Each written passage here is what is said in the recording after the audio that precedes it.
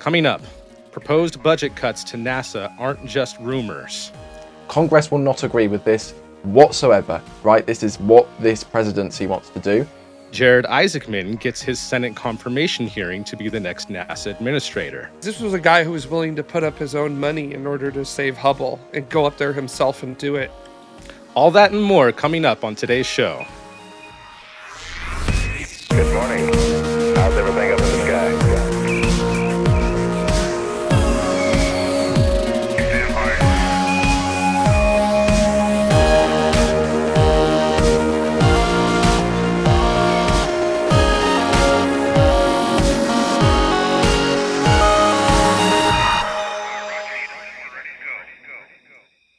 Hello, everybody. Welcome to Tomorrow. We have either an epic episode for you today or possibly a bit of a sobering episode for you today, because we have quite a few things to talk about when it comes to space politics. There have been proposed budget cuts to a lot of the awesome science that NASA does, and we finally had the confirmation hearing for Jared Isaacman to hopefully be appointed as the next NASA administrator. I am joined today by our awesome crew. We've got Dutta here, we've got Jared Head, and we also have Ryan Caton, who, quick aside before we get started, Ryan Caton did a interview with the crew of From 2 and posted an amazing interview with them on the NASA Spaceflight channel. So if you haven't had a chance, check that out at some time. It's definitely worth the watch. And great job, Ryan, for that. It was very insightful, a lot of the questions that you asked them. Well done. Thank you very much. So, did you guys happen to see the no longer rumors, but confirmed proposal to cut up to 50% of NASA's science budget? Let's recap what that is. It's a 20% cut to $20 billion. The science mission director could be slashed by nearly half, potentially impacting various science programs and missions. The overall budget from the White House could decrease NASA's overall budget from $25.5 billion to around $20 billion. So that's a $5 billion cut. Mm-hmm. The director responsible for research could see a cut of nearly 50%, possibly reducing its budget from 7.3 to 3.9. Astrophysics could be reduced by 68% from 1.5 to 487 million. Planetary science could reduce from 2.7 to 1.9. Earth science could be more than halved from 2.2 to 1.033. Heliophysics could be cut by greater than 2/3 from 2.05 to only 455 million. And there's still room for some ongoing missions, but some of the recent missions that were gearing up for being ready for flight or even ready to advance into production have been effectively canceled as a result, or would be effectively canceled as a result. Yeah, would be if this is accepted. Again, this is just a proposal. There's going to be a little bit of talk about it, but as it would be the biggest one that would probably be on the chopping block, even though from my understanding there haven't been any problems with it, would be the Roman Grace telescope. So the question is there a way to have a happy medium where we can still do amazing science and still pull off some of these missions, but do it under a tighter budget? And there's certainly going to be quite a bit of pushback to this, because even though this is a proposal from the White House, it's still up to Congress to actually come up with what the budget for NASA is going to be in the future. And already we've got several people who are championing towards doing some really cool things. For example, George Whitesides, who is a longtime friend of the show, he recently has been elected as a congressperson and is rallying support from the different people that the NASA centers are spread about all across the country to try to see if there could be a way to prevent some of these things from happening. Something else that was in this proposed budget cut was talking about the Goddard Space Flight Center, which is in Maryland, and essentially closing it down and laying off its almost near several thousand employees. Anyway, I don't know what the exact number is, but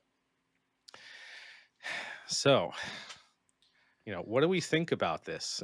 Jared, I'm sure I'd really like to hear a lot of your thoughts first off, because this is, you know, something that you've followed a lot more closely than I have. Yeah, so obviously this has been a very stressing couple of weeks in that you'll notice that a lot of the cuts are coming from NASA's very science-based centers and their missions that are being proposed. And obviously that's because you're looking at those science-based. Oh yeah, like Arvale is saying, with the science-based center, if you're going to be cutting down a science part of your budget, then you're going to lose those, like losing Goddard. Like I can't even imagine having an entire NASA center, especially one like Goddard that works with groups like Space Science or Space Telescope Science Institute and a whole bunch of other groups in that sort of beltway area. It would be a huge loss to the scientific community. It's very concerning because when you lose these people, these are not people that go and end up working like almost immediately in the private sector. These are people who have highly specialized, very niche kind of engineering or scientific ability, and you lose, and you don't get that back very easily. Because one, you don't really have much of a budget for it, right? If you get your budget cut and you have to cut people, it ain't exactly like you're going to be able to get those people back if you still have a cut budget, right? Two, people are people. If you get cut by somebody, you're probably not particularly willing to return to someone who cut you, right? Like I know if I got laid off, I would probably not be interested in coming back to the employer that laid me off. Who's to say they're not going to who's to say they're not going to lay me off immediately again, right? Like my total trust gone at that point. And that's a really big brain drain on a lot of different things, and not just NASA's science that they do, but also the ability to deliver that science to the world, because there are a multitude of researchers in and out of academia, in the private sector, that rely upon data that NASA gathers through various projects that they may be doing, through various tests that may have to happen in order for an instrument on a spacecraft to be operational. So you're really looking. So to me, it's very concerning to see something so drastic happening, and even being proposed is an absolutely frightening thing. The Planetary Society has a really great chart that shows the percentage of NASA's budget that is dedicated to science. And you see that as it goes through the years, it's kind of bouncing around and everything. And then it gets to the proposal in 2025, and it's literally a near vertical line down, like 2/3 of the chart. So it would be devastating. These are not things that you witness a science agency or science group or really anything come back from in terms of budget cuts. Now, hopefully we end up not having this happen. Obviously, this is a proposed budget. This is not the actual budget. Budgets are proposed by the White House, and then they're run through Congress. And if there is anything that we have learned from Congress, it is that we don't. All bets are off in terms of what Congress critters are gonna want to have you do. So that's not quite the chart I'm looking for, but it does show Kind of that. a trend that we've had over the past several years. Yeah, it's been I like I like the optimistic that dashes at the very end going back up. Going up, yeah. yeah. And this is just that's NASA's budget just as a whole. by the way. So that's not including the science portion of it. And science has always been a part of NASA. It's not something brand new. During the Apollo program, the administrator James Webb was adamant that NASA was more than just Apollo. There's also science involved in it as well. He fought for the Explorer programs. He went up to bat for Mariner and Surveyor and Ranger. So these were all programs that ended up laying the groundwork for what is NASA's Science Mission Directorate these days. And if you're going to lose that, there's really no way to replace what NASA does with its science. People always talk about private industry coming in and taking over and doing things like that. But no, I just do not see any company. Exploration doesn't get private dollars. It really doesn't. You you could get sponsorships, I guess. I mean, but It's even never a one-to-one relationship. And yeah, I've got a point to make on your brain drain point. Um, in all of the industries that I know of, when you have specialized like scientists or physicists, or like they've got super specific skill sets, and they live where they live because it's close to work.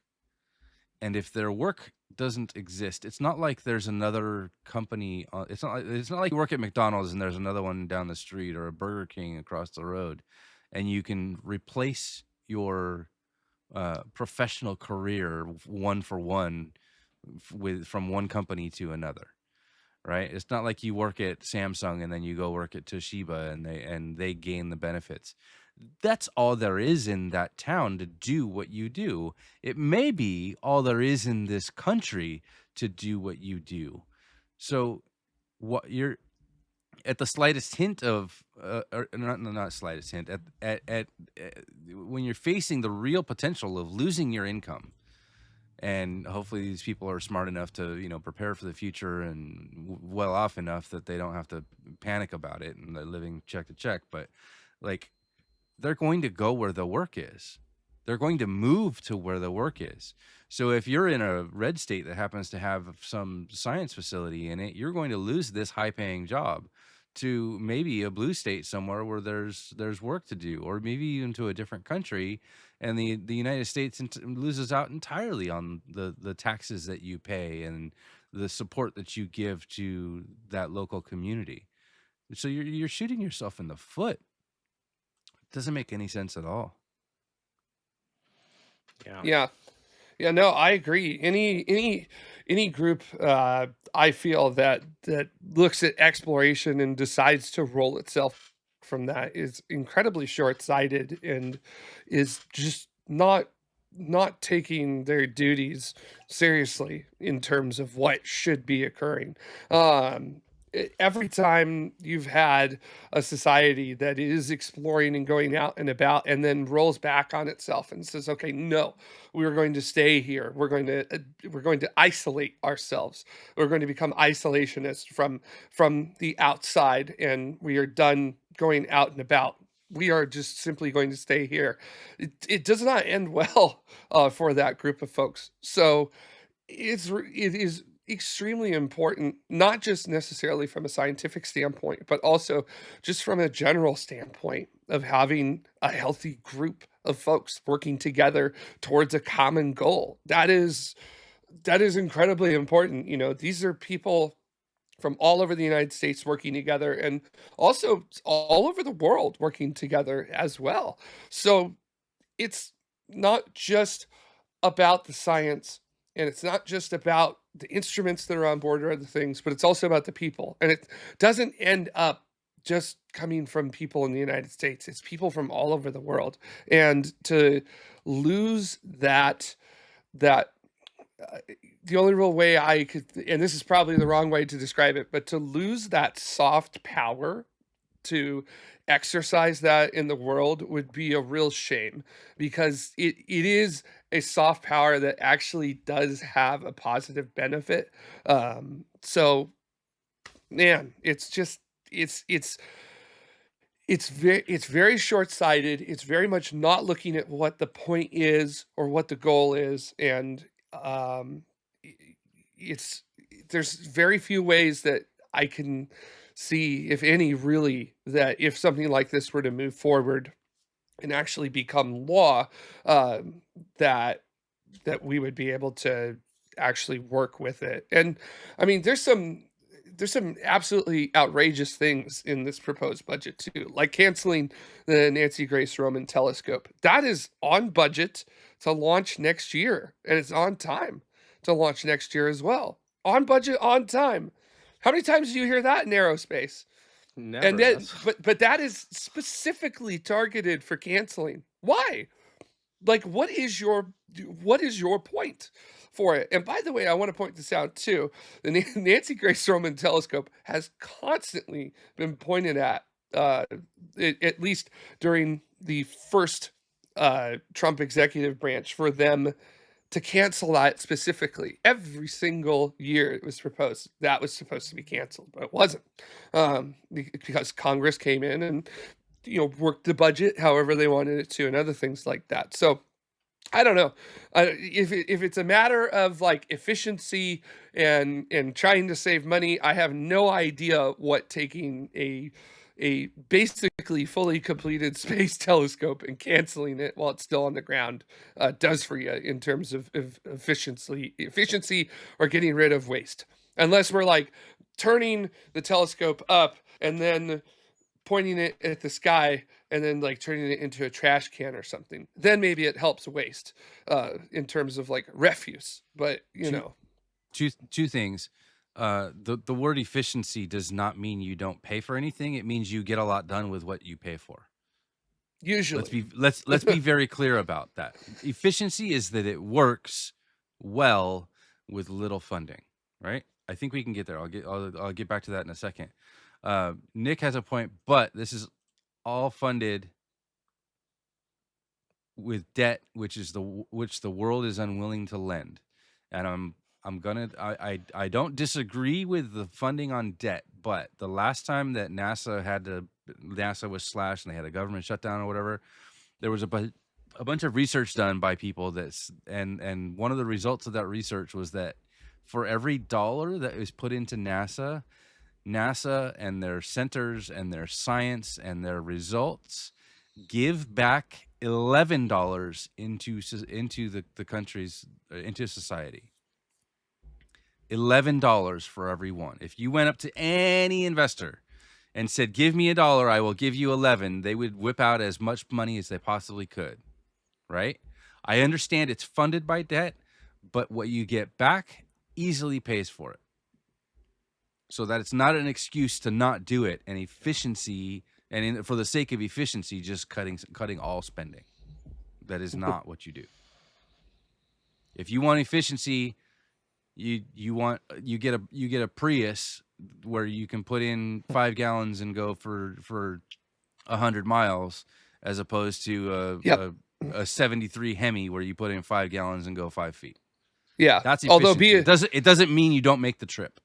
Although be aware, you're still having to pay for the Prius in order to have the Prius. So that seems to be the component that many people are missing in terms of the use of of the word efficiency being thrown around here, is that you still have a vehicle that needs to cause this efficiency to occur, and that you don't walk into a car dealership and go, "Ooh, thanks. Thank you for this blue. Thanks." And then just walk on out with it, right? You kind of got to pay for it. So as to whether like you're willing to pay for what you have or not, well, that starts to get into a political minefield that I don't think this show typically enters or necessarily needs to enter, mostly because I don't think we have the right kind of tanks to go into minefields for the show yet. But I heard they're going to sell them on surplus pretty soon, so looking forward to getting we're all one. about flying over them. Yes, And- exactly. And people are only walking away from the bond market because of the erratic policy. They weren't doing that prior to erratic policy. Yeah, there's some wild times. happening right now. In my personal opinion, I don't think that all of these budget cuts are going to stick. 100%. Because again, it has to go through Congress.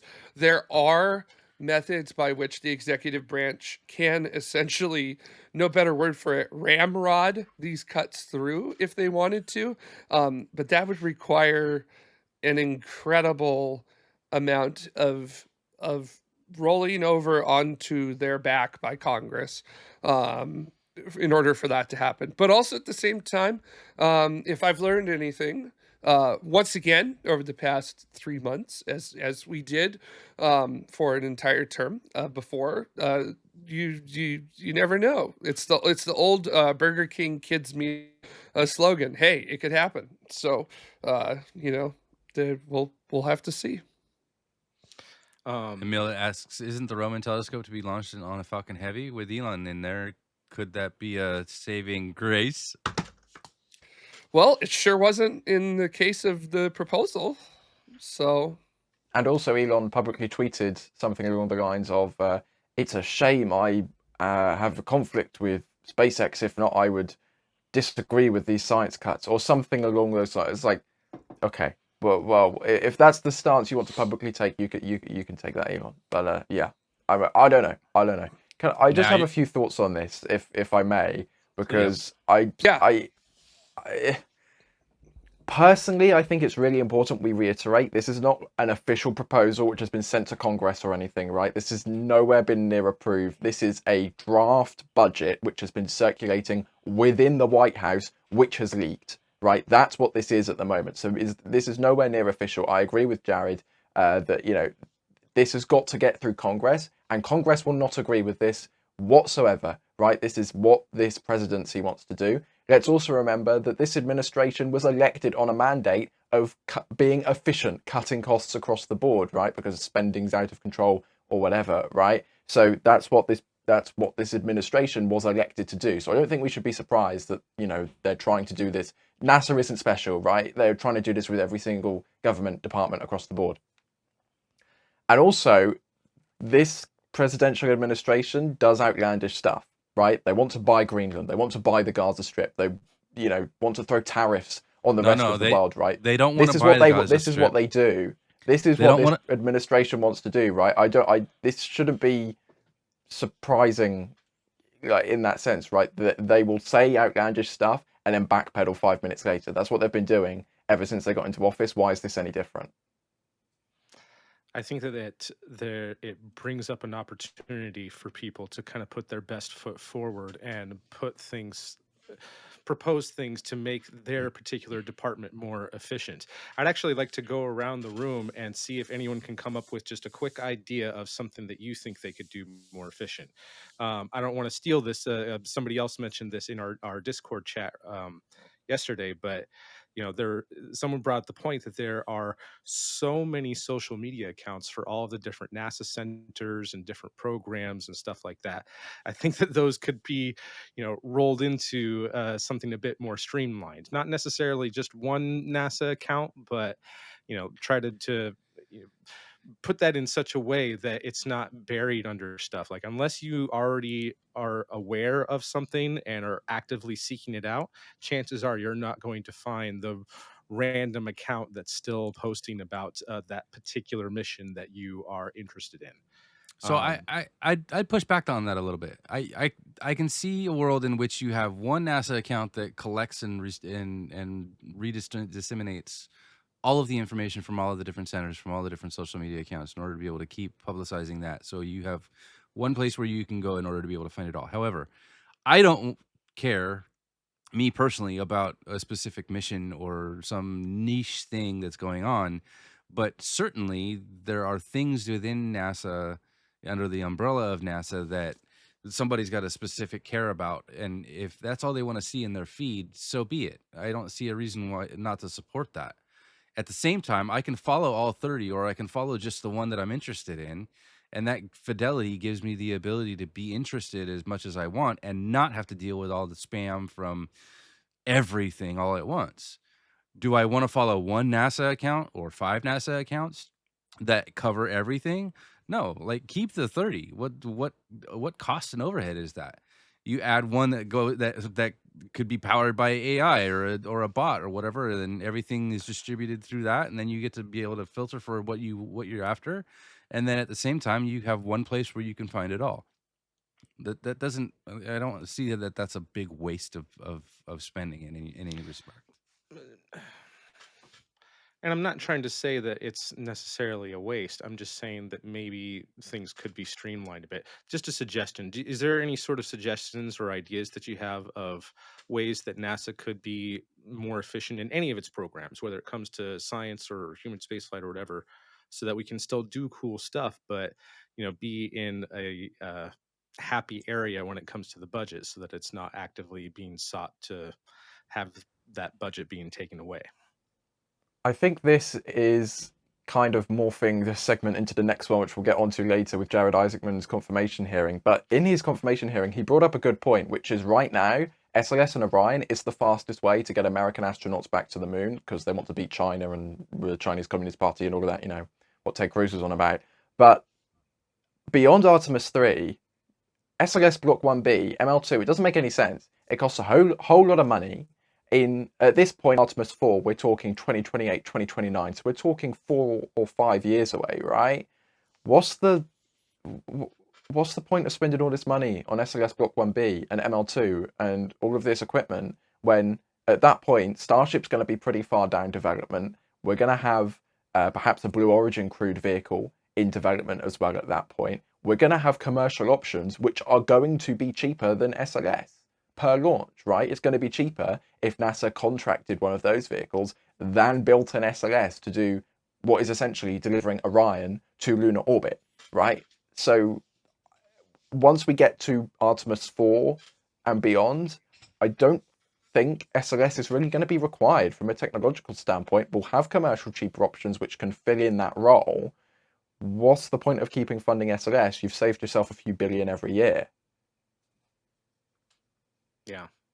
And beyond that, I think that Block 1B only has the 2 missions that are even scheduled for it. So all of that money just for 2 missions. So I completely agree with that. That's incredibly efficient. Can I throw one out there? Please. So maybe we can transition away from paper forms and other things like that. I'm not even kidding about this. No, first for of real. all, I did look That's up. a good one. I did look up how much NASA's social media accounts actually cost them because I was interested. If you're interested in science or you're interested in engineering, you should become a numbers person. Become very comfortable with numbers and seeking numbers out, looking for those things. As one of my engineering professors once said, read your textbooks and learn Excel. Be comfortable with numbers. So that's why I was trying to find these numbers, and I couldn't really find anything. I really couldn't even find anything as to dedicated to NASA's public outreach, dollars or anything like that. So I do know that NASA cannot pay to advertise. So do be aware of that.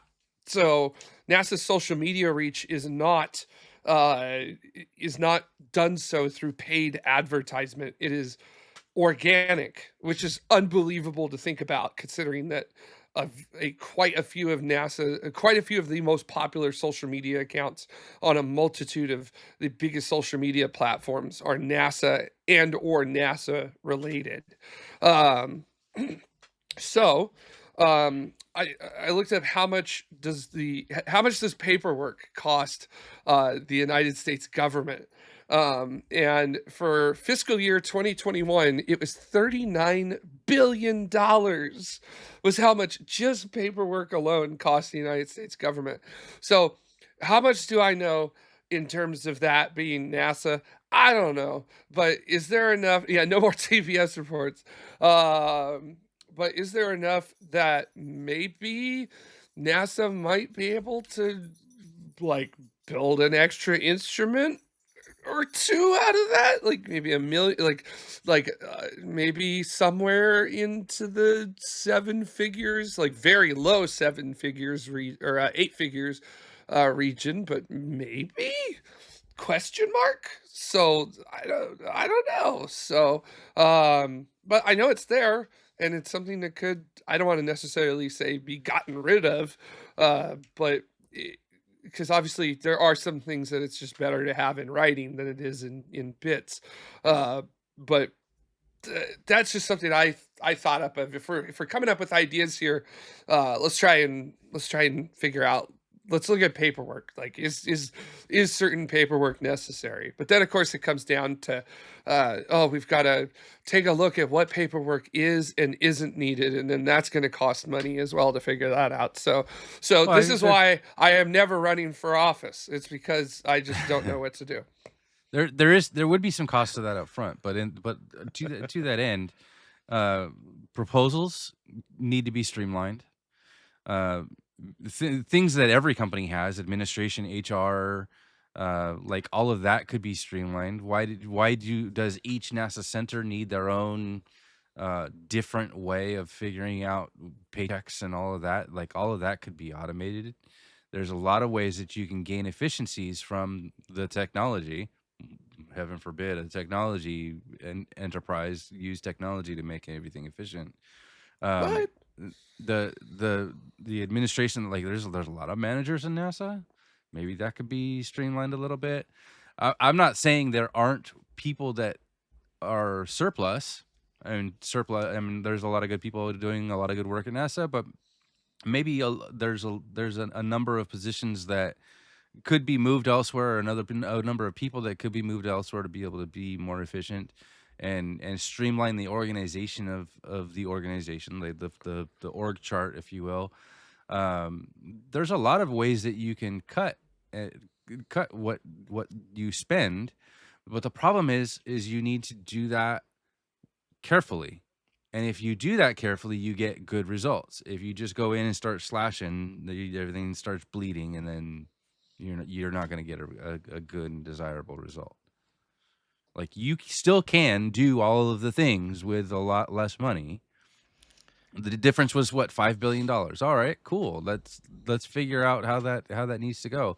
And part of the problem here is that NASA's budget is being determined by Congress. So Congress, like, cutting something in half and saying, okay, keep doing the thing, but for half the money. That's not quite how that works.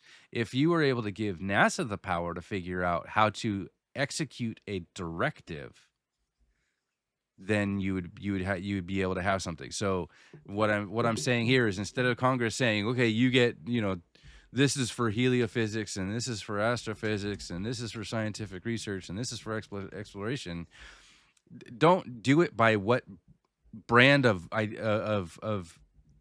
bucket I need to spend the money on. Assign me a task. Tell me that I need to do this. Here's my lot of money, and these are the 15 things that you want me to do. All right, now let's figure out how to make that happen. That would make more sense than just saying, okay, this bucket gets that, and that bucket gets that, and that bucket gets that. And the reason they're saying that each of those buckets get that is because those buckets are located in specific states and in specific Congress districts, and the people that have the power at the moment are the ones that are in charge of that, and they want to keep the most money for themselves. If you were really about efficiency, in addition to stopping golfing, you would be able to appropriate a bucket of money and let the scientists and engineers figure out how best to execute the task that you're asking them to accomplish with the money allowed.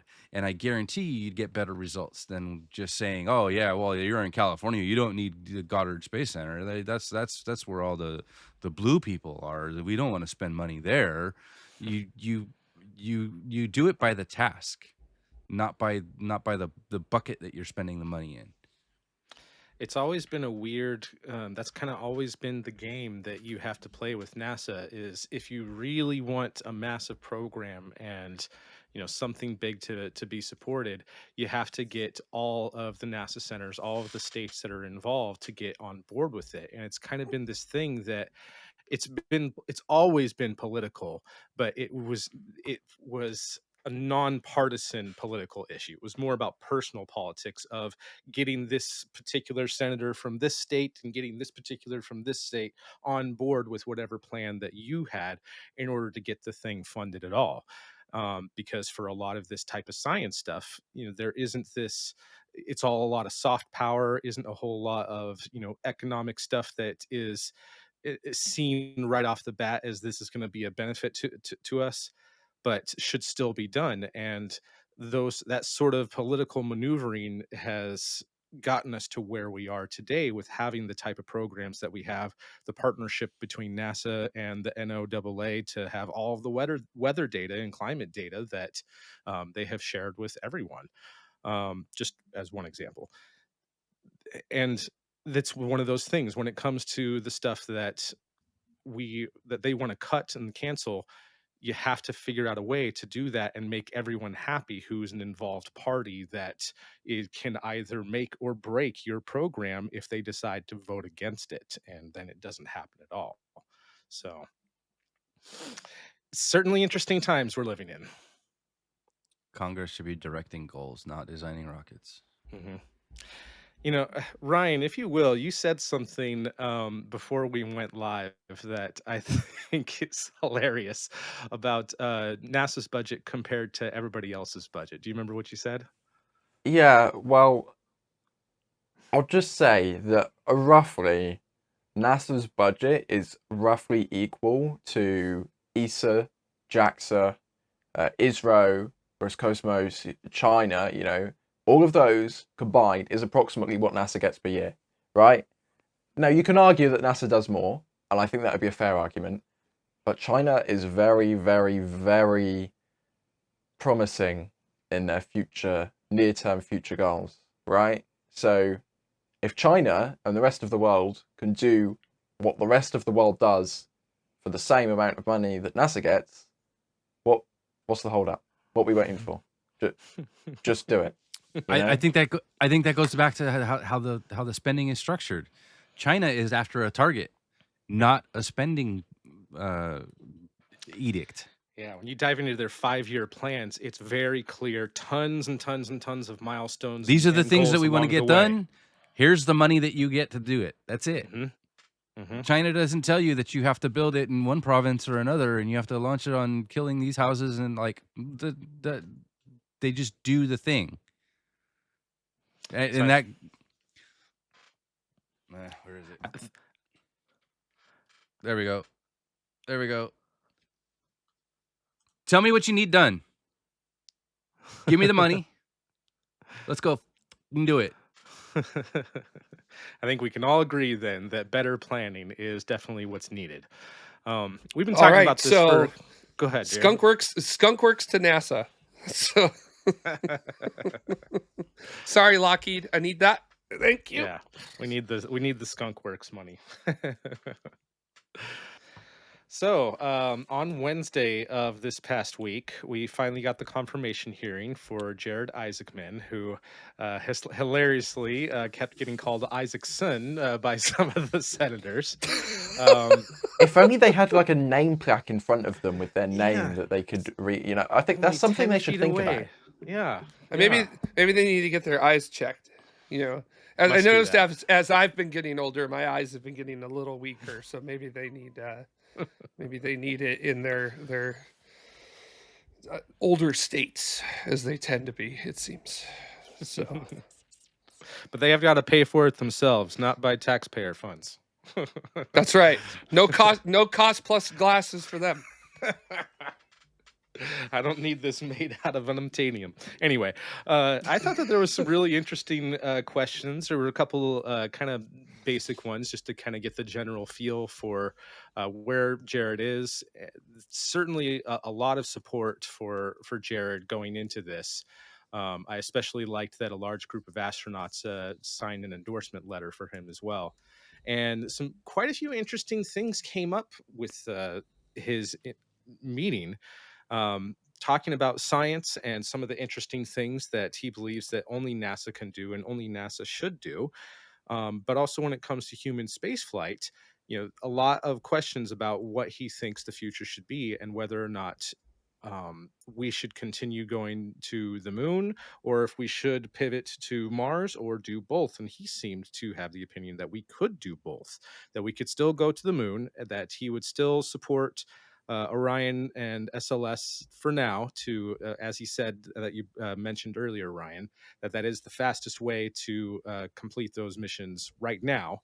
um, but I think that he has quite a few ideas. This is just me speculating on how we could continue the moon program, and at the same time be developing technologies for a Mars program. So I was very encouraged on that. There was also a couple of hard questions that were didn't quite sit well with all of us, but um, still some very interesting stuff. So So a quick recap from a Reddit post that I found real quick. There's some odd moments, like repeatedly refusing to say whether Musk was in the room when Trump offered him the job, but overall as expected. He stressed he wants to keep the ISS to 2030. He wants no U.S. low Earth orbit human spaceflight gap, so he wants the commercial stations available before ISS is deorbited. He thinks NASA can do Moon and Mars simultaneously. He hinted he wants SLS canceled after Artemis 3. He said NASA, SLS and Orion was the fastest, best way to get Americans to the moon and land on the moon, but that it might not be the best in the longer term. We expect this means block upgrades and ML2 will be canceled. He avoided saying he would keep Gateway, so that may be canceled as well. He declared that nuclear propulsion like Nerva and Draco should be a priority. He would like to see more in the way of deep space probes and telescopes. He has not been in contact with Musk in regards to leading NASA, he says. He said he wanted to make NASA revenue positive in order to not be holding themselves to congressional funding. I'm not sure exactly how that's going to work, because their edict is basically do what Congress says. What do we think about all that? a lot of interesting stuff. Just quickly, I really love that he supports continuing the ISS to 2030, possibly beyond that, and not having that gap, and supporting the commercial space stations so that we have a continuous presence in low Earth orbit. I really like that. Whether or not that's going to hinder us is another question, but you know, I'm all for it for now. Ryan, go ahead, Jared. I was just gonna say I've been a little bit more optimistic than my compatriots in spaceflight about Isaacman's nomination, mostly because this was a guy who was willing to put up his own money in order to save Hubble and go up there himself and do it, and that strikes me as being quite dedicated to the cause and making sure that science is secure from Hubble for another decade, depending upon what they would have worked on up there. He went on the record during the hearing as saying that he supported science and that he would come up to bat for programs on that front. So we'll have to, after the leak from several days ago, I think we are coming up into a period of put up or shut up on that front. But we'll have to see. And I think with his specific skill set that he has, where he has flown high performance jets, where he has commanded 2 missions. He's done a spacewalk himself. I think he's definitely got a much more, probably one of the best, how would I describe it? Probably one of the best skill sets of someone coming in, of administrators, in quite a while. Yeah, Bill Nelson was an astronaut as well, albeit it was Astronaut observer. an astronaut observer. His congressional district essentially at that time. So he wanted to take a ride. And Richard Truly is another who was an astronaut who turned administrator. Also Charles Bolton, as well, who's just an absolute badass in his career, both what he did in the military and in NASA. So yeah, when it is time for the rubber to meet the road with uh, with Mr. Isaacman, and we'll see what happens. I'm cautiously optimistic, is how I will phrase it. It feels like many things that he said during the hearing. Arvale was saying it earlier. There were points where you could hear, Mr. Isaacman saying himself, and then you could hear where whichever lawyers were coaching him came in and told him what to say at those moments. So that's that. And I think really actually one of his biggest issues is going to be anytime SpaceX is involved in anything in any NASA operation because of his close relationship, whether it really is a close relationship or not. I don't know if it really is a like friend relationship or customer kind of relationship.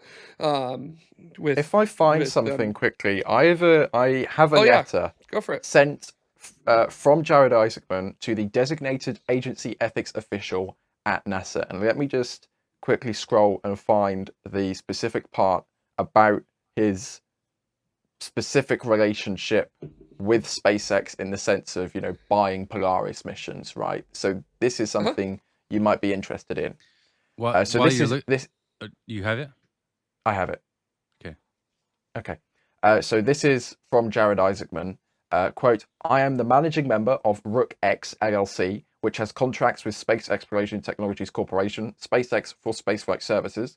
Upon confirmation, I will terminate all agreements that Rook X LLC has with SpaceX, and all monies that have been paid to SpaceX for services not completed will be refunded to Rook X LLC. I will not participate personally and substantially in any particular matter that, to my knowledge, has a direct and predictable effect on the ability or willingness of SpaceX to refund these amounts to Rook X LLC unless I first obtain a written waiver pursuant blah, blah, blah, blah, blah, blah, blah.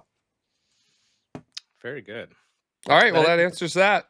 That answers my question too of whether Yeah. or not he was a private investor. Obviously, he paid them for the Polaris missions, but does he own any of the private SpaceX stocks? So to me, that sounds like no, and that's not going to be an issue. Or it sounds like if he does, he's going to let it go. He's I'll going to grant try to I'll try to grant dump it. I'll This grant letter that legally that says is when he's confirmed as administrator, the Polaris missions legally are cancelled. Whether they'll come back through a little, you want to do those Polaris things we talked about 4 years ago, when he leaves the job of administrator, whether they'll then come back and he'll pay for them again, that will probably happen, I would assume. But, assuming he's confirmed, this document says that legally Polaris is done. that is the most positive confirmation of emoluments obedience that this administration has. I'm not sure what you mean by that. That's okay. Oh.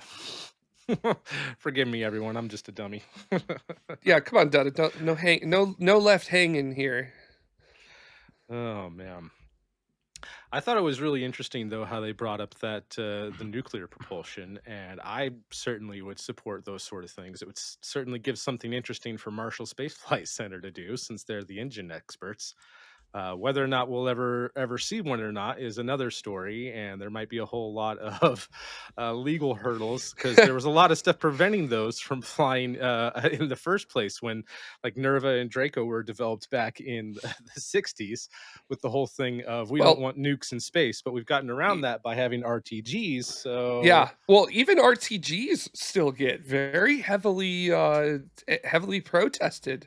And things. I mean, even Carl Sagan is someone that many people hold up as this sort of like great advocate for spaceflight, and even he was opposed to RTGs. So it's just you use the word nuclear and people freak out, and it's honestly really silly when you consider the things that have occurred compared to the things that have occurred with other methods of developing energy. It's oh man, it's like hypergoals that we don't use on much of anything.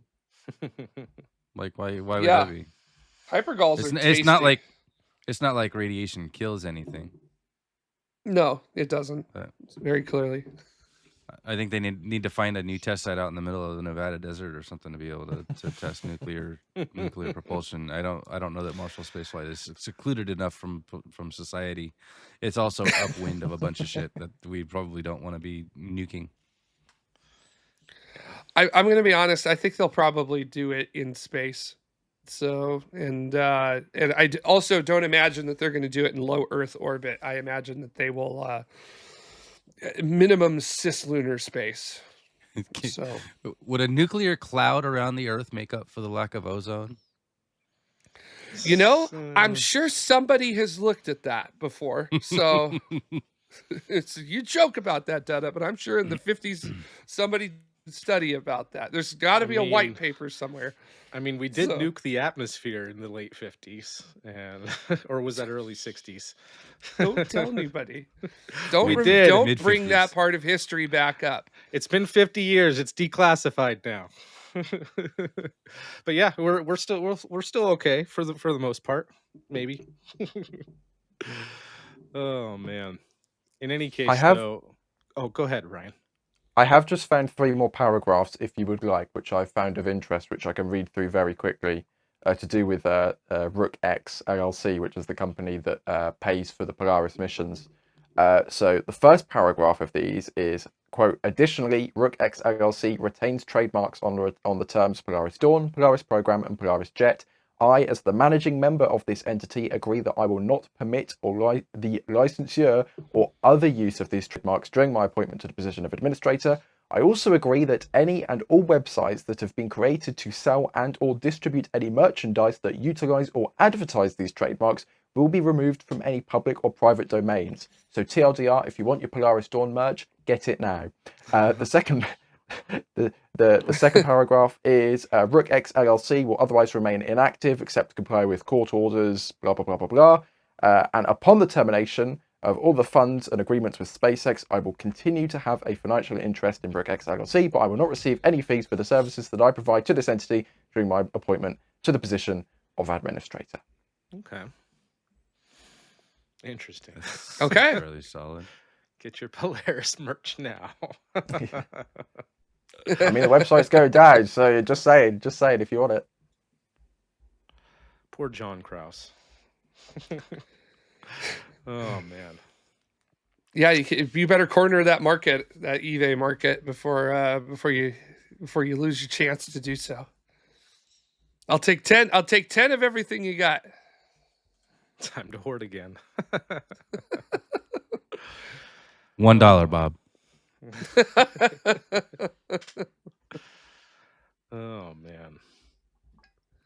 Well, too long didn't read for me. I think that if confirmed, he'll make a pretty good administrator. So I look forward to seeing that if he will be able to shake anything up because of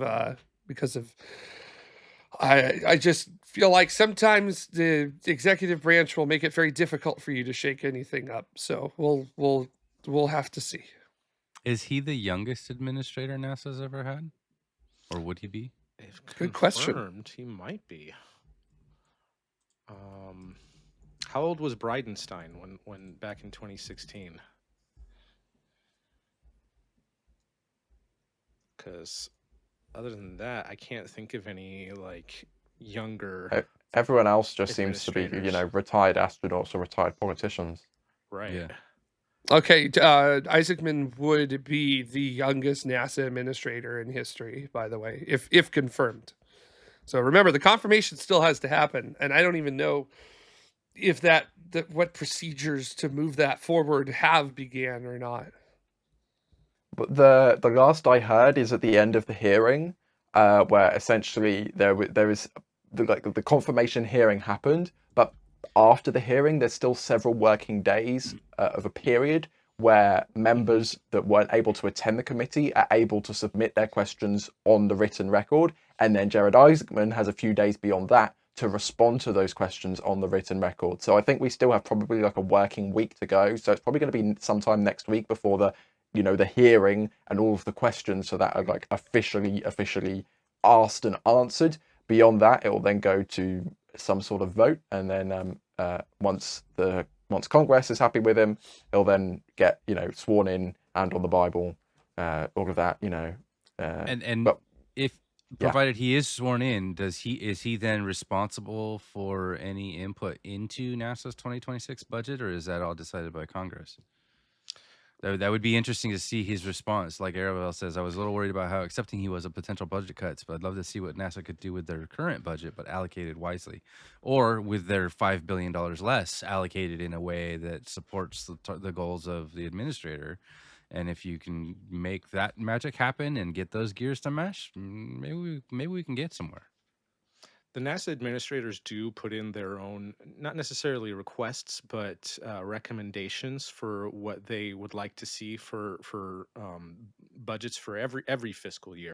Which, by the way, fiscal years start, if they start on time, on October 1st. They historically have not started on time for well over a decade, maybe if ever, since I've been paying attention to it. So all this stuff about the science budget cuts, like that, won't get decided until closer to October of this year. Um, Yeah. but this is something I remember a lot with Charlie Bolden, is how he would put in these recommendations and say, hey, we should do this, and here's how much we would like for this program, here's much money we would like for this program and that program.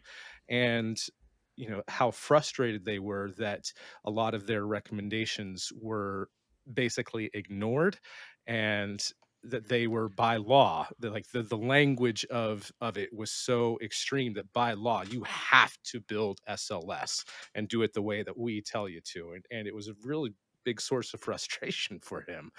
I think that's a real big source of frustration for everybody. For everybody, absolutely. So Jared absolutely will. He won't be part of the decision making, but he absolutely will, at least should be expected, to put forward his own recommendations of here's how much money we would like for this program and that program and NASA as a whole. I would expect that for 27. I just want to make sure that he's got an opportunity to do that for 26. For 26, for sure. Okay. Yeah. Just the timing of new administrations and all that. I was just curious. Funnily enough, for the whole October 1st thing, that would be fiscal year 2025. Even though we're in 2025 right now, we're still operating under fiscal year 2024 for the budget that was voted on last year. So it's weird technicality, but it gets really confusing fast. So yeah, he would help decide for 25, 26, 27, and 28 if confirmed, which I don't see any big issues. Would be kind of shocking if he wasn't confirmed at this point, because at least from the hearing and what we've been seeing on social media, members of Congress from the Democrat Party and the Republican Party are both very favorable towards him at the moment. So I would be shocked. I at least what I'm expecting is probably the entire Republican side to be happy with him, and a good chunk of the Democratic side to be happy with them. I also would not be surprised if we see a good chunk of the Democratic side vote no, because they're the Democrats and they don't want to agree with what the Republicans want to do, right? Like, just because of that, not because he's Jared Isaacman, because he's President Trump's pick and we don't like President Trump, right? So I expect to see some of that as well. Right. Yeah. I believe that the decision for the science committee, that the decision does have to be unanimous. So I could see one or two trying to block that, but again, it would just hold things up, and then we would have to start the process all over again with having a different nominee if they absolutely couldn't get someone to budge.